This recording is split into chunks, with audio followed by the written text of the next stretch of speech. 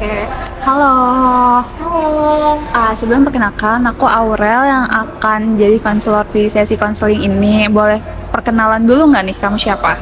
Oke, nama aku Andi. Oke, Andi gimana nih kabarnya hari ini? Oke, hari ini bagus banget sih moodnya. Baik ya, berarti. Oke, aku mau nanya nih, kira-kira hari ini karena mood kamu bagus berarti, tapi ada perasaan ngeganjel juga nggak nih hari ini? Hmm, untuk hari ini sih plong ya, tapi untuk sesuatu yang ngeganjel kayaknya kita punya cerita Teteh. Oke, dari skala 1 sampai 10 berapa nih? Mungkin sekitar 8,3 kali ya. Tinggi ya. Oke. Sebelum kita di sini santai aja kali ya. Oke.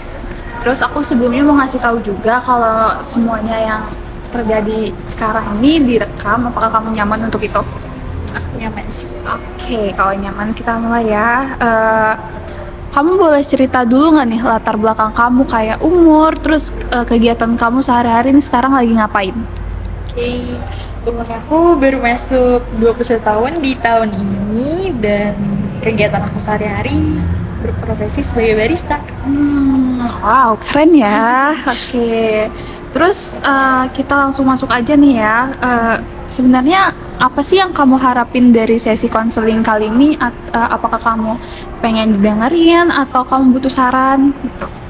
Aku cuma perlu didengerin sih. Oh, berarti butuh tempat cerita ya? Iya. Oke. Sekarang apa sih yang bikin kamu ngerasa kayak aku kayaknya butuh konseling deh gitu? Oke, jadi aku butuh konseling karena aku punya suatu cerita nih tentang kerjaan lama aku, dimana di situ aku udah lumayan ngabisin banyak waktu, sekitar 2,5 tahun dari aku fresh graduation sampai aku lumayan aware sama kerjaan. Dimana ketika aku hampir mau masuk 2,5 tahun ini, aku kena layoff dan itu karena masalah intern dari perusahaan yang harusin store yang di Bulog sebut tempatnya store yang ada di daerah SCBD itu close. Aku salah satunya, dan yang bikin aku ngerasa cerita ini ngeganjel itu karena hak aku di sini nggak dipenuhin dengan sesuai. Apa itu? Pertama, kita nggak dikasih kompensasi tentang layoff ini. Terus kita juga dipaksa untuk buat surat resign dengan alasan untuk mengajukan BPJS Ketenagakerjaan atau mencairkan si BPJS ini. Itu menurut aku agak kecewa sih, karena udah lama banget dedikasiin waktu di sana, dan harusnya mereka ngeluarin surat pernyataan bahwa ini karyawan itu di layoff gitu. Terus yang gongnya ini ya, yang lebih parah itu pas bagian BPJS Ketenagakerjaan ternyata itu nggak didaftarin dari beberapa tahun yang lalu atau 2 tahun yang lalu. Setelah probation dia baru didaftarin itu sekitar Februari 2025. Jadi shock banget sih pas tahu saldonya. Itu sih.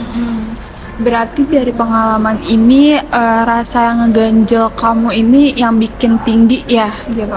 Iya. Terus kalau yang dari aku dengerin tadi ya, kan kamu tadi butuh didengarkan gitu. Aku juga boleh tahu nggak sih kira-kira menurut kamu dampak yang terjadi dari kejadian sebelumnya di kamu tuh gimana? Di aku, karena dampaknya yang aku terima dari kejadian itu lumayan sih. Pertama, aku jadi harus buru-buru cari kerja lagi, dan aku tanpa dibekalin dari uang kompensasi ataupun ketenagakerjaan yang dari BPJS. Karena kan BPJS ini baru bisa diambil setelah sebulan dari bikin surat resign itu. Itu sih ya, kita jadi kayak bener-bener balik ke nol gitu. Tanpa tahu. Oke, berarti dari kejadian tersebut ini mengganggu juga ya sama aktivitas kamu selanjutnya? Iya sih, aku sejujurnya iya banget. Karena kita harus kayak effort effort banget buat cari kerja. Oke, berarti kalau yang aku dengar nih ya dari cerita kamu, ini dampaknya lumayan besar ya untuk kamu ngelanjutin kerja lagi selanjutnya. Dampaknya lumayan besar karena aku harus cari kerja ulang kan. Tapi beruntungnya aku dapat kerjaan secepat itu, langsung masuk setelah si restonya tutup di akhir bulan, dan kerjaan ini jauh lebih baik daripada sebelumnya. Gitu sih. Berarti sekarang nih yang kamu alamin dengan dapat kerjaan yang baru, lingkungan yang lebih baik lah ya gitu. Ini ngebuat keresahan kamu tuh turun gak skalanya dari yang tadi 8,5 itu? Turun dong, tentu aja. Jadinya lebih rendah, jadi sekitar 4,2 ya, ya hampir setengahnya. Tapi walaupun itu tetap aja nggak bisa aku lupain, karena walaupun waktu yang aku habisin di sana lumayan berharga, dan aku kayak ngebuang-buang waktu. Oke, berarti di sini kamu udah ngerasa lebih baik lah ya gitu. Terus juga kamu apakah yang kejadian kemarin nih bakal kamu jadiin pelajaran atau kamu bakal tinggalin aja gitu? Pelajaran kemarin bakal aku jadi pelajaran yang paling berharga sih, supaya nggak keulang lagi dan lebih aware kalau misalnya mau lompat atau transisi ke perusahaan baru lagi. Terus ada lagi nggak nih yang kamu pengen sampein atau kamu ungkapin, ceritain ke aku nih gitu? Oke, mungkin kalau misalnya kamu punya teman-teman di luar sana yang masih butuh arahan atau butuh saran dari kamu tentang kerjaan karena kamu didengar cerita aku harap kamu ngasih caution nih atau aware ke teman-teman kamu buat lebih hati-hati lagi buat pilih dan cari perusahaan supaya nggak kejadian kayak aku, karena sayang banget gitu. Terima kasih ya gitu kalau udah dikasih advice juga nih malah buat aku dan semuanya gitu. Terus ada lagi yang mau disampaikan atau cukup?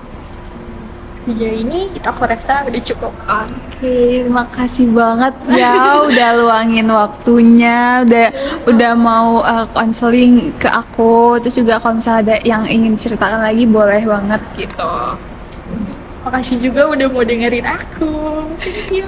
Sama-sama.